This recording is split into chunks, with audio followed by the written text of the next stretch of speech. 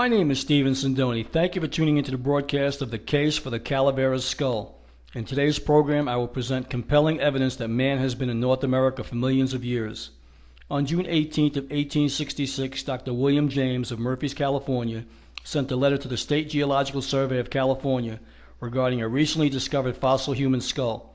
Mr. Madison had personally found this skull in his mining shaft at Ball Hill in Angels Camp, California, 130 feet below the surface, beneath a cap of lava.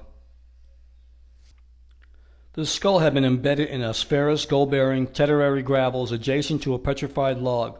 This replaced the time of the skull before the commencement of the Pleistocene era and long before the accepted time of man's arrival on the earth, according to evolutionary geology.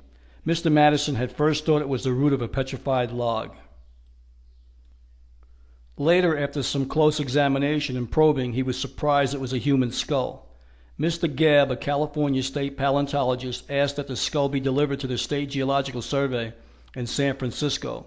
Dr. Jones complied and the skull was received by the survey on June 29, 1866. A few days later, the prestigious head of the California Geological Survey, J.D. Whitney, who had been out of town at the time of notification, returned to San Francisco and first examined the skull. Mr. Madison, the discoverer of the fossil skull, later related to Whitney how the skull had been found. Madison said he personally dug the skull from gold-bearing gravels in his Bald Hill mine shaft in February of 1866. He took it to John Scribner, a store owner and agent for Wells Fargo in Angels Camp, where Scribner received the skull. It was stony material that he, Scribner, did not recognize what it was. Mr. Scribner's clerk cleaned off the portion of the encrusted material and discovered that the article in question was a human skull. The site of the fossil was visited several times by Whitney, the state geologist, and 3 assistants of Whitney's, as well as several of Whitney's personal friends not connected with the Geological Survey. Whitney's conclusion in his 1880s book, "There is a large body of evidence, the strength of which it is impossible to deny, which seems to prove that man existed in California previous to the cessation of volcanic activity in the Sierra Madre, to the epoch of the greatest extension of the glaciers in that region, and to the erosion of the present river canyons and valleys, at a time when the animals and vegetable creation differed entirely from what they are now, and when the topographical features of the state were extremely unlike those exhibited by the present surface."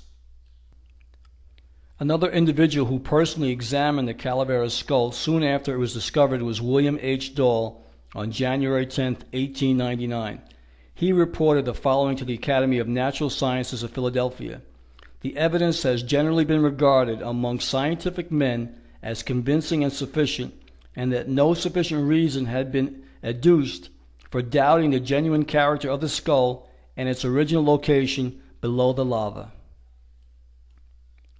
In 1899, Vice President Thomas Wilson of the American Association for the Advancement of Science also defended the skull's genuineness. In this address before the American Association for the Advancement of Science, Wilson quoted from an earlier address at the same meeting by Putnam, who said that man was on the American continent in Quaternary times, and possibly still earlier, seems to be as certain as that he was in the Old World during that same period.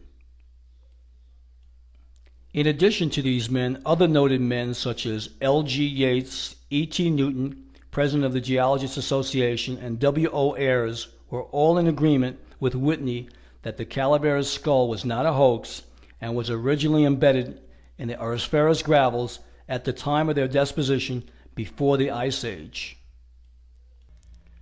If these findings are true, then the Bering Strait theory is a lie, and the 12,000-year-old modern history timeline is also incorrect, which would also shatter Darwinism and all religious practices and beliefs. In closing, I would like to end by saying, the mind is like a parachute. It only works when it is open. And thank you for tuning in to the case of the Calaveras skull.